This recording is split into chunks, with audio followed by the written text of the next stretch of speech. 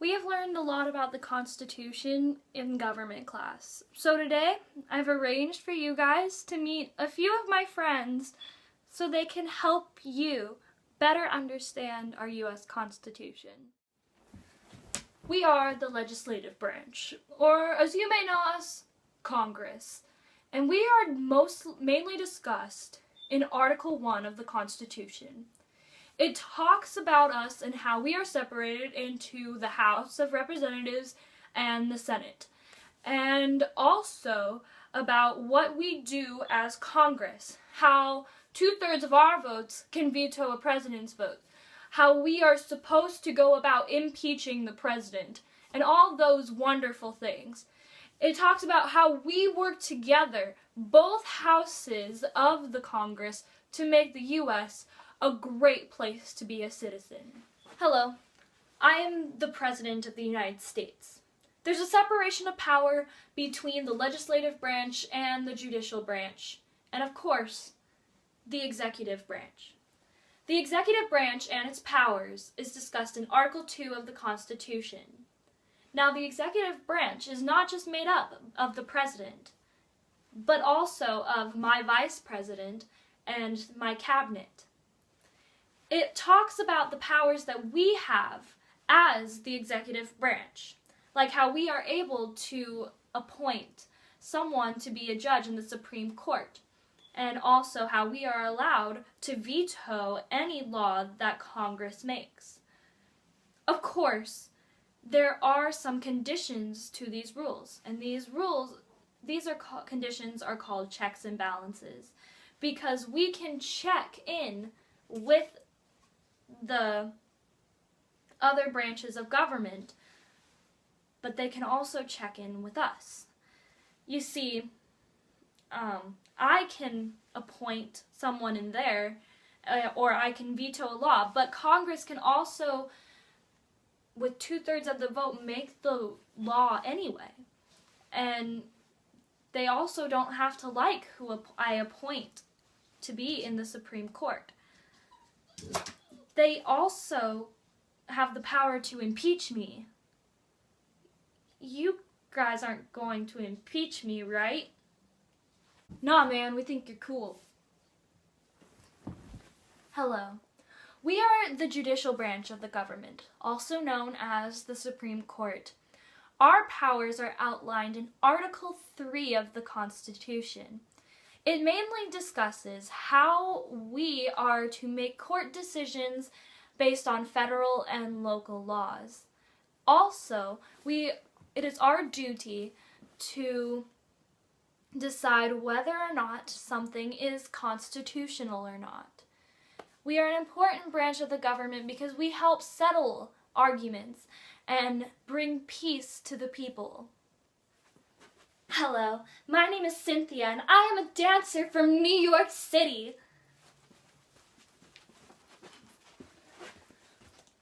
I'm going to Broadway. Anyway, I'm here to tell you about Article 4 of the Constitution, which is all about states' powers. Now, this is all branching off of the idea of republicanism, which talks about how the people have the right to choose. And when it came to states' powers, they really believed that. So states are allowed to come up with their own set of laws, as long as they follow the Constitution and are okay by the government. So my laws in New York City are probably way different than my friend Natalie's, who works at NASA. I work here in Texas at NASA, and I have grown up and lived in Texas my whole life. And I know for a fact that the laws are different here in Texas than they are up in New York City. And I know for a fact that when I go and visit New York City, I have to follow the laws that New York City has set in place. This is a good concept because it keeps the pace between the states. Look at this, you guys. The president vetoed that law we made. Alright, show of hands. Who wants to make it a law anyway?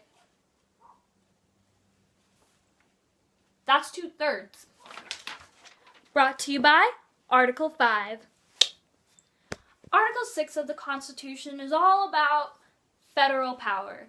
And it also is on the basis of federalism, which says, yeah, there are state and local laws, but federal power is the highest power. And it ensures that we know this. And that is also outlined in Article 6 of our Constitution. Amendments! Amendments! Amendments! I say whatever I want to because of the First Amendment, freedom of speech. And I love being able to say what I want, like I don't like this goofy tie.